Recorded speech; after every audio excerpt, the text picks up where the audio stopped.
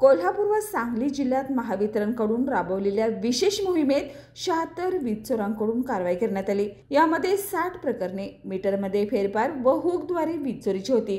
कोल्हापूर जिल्ह्यात 37 वीज चोरांकडून 30,218 युनिट चोरी उघड झाली। पैकी 6 जणांकडून 60,000 ची वसुली करण्यात आली।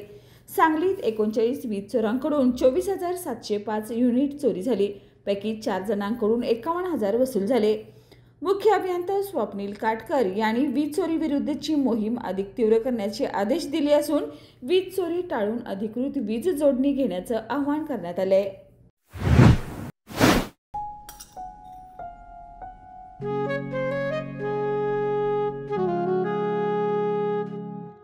बाबा, आज येताना बासुंदी घेऊन या ना।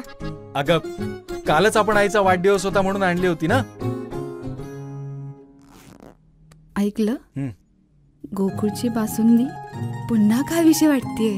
खरं सांगू, मलाही खावीशी वाटतेय। पुन्हा पुन्हा खावीशी वाटणारी गोकुळ बासुंदी।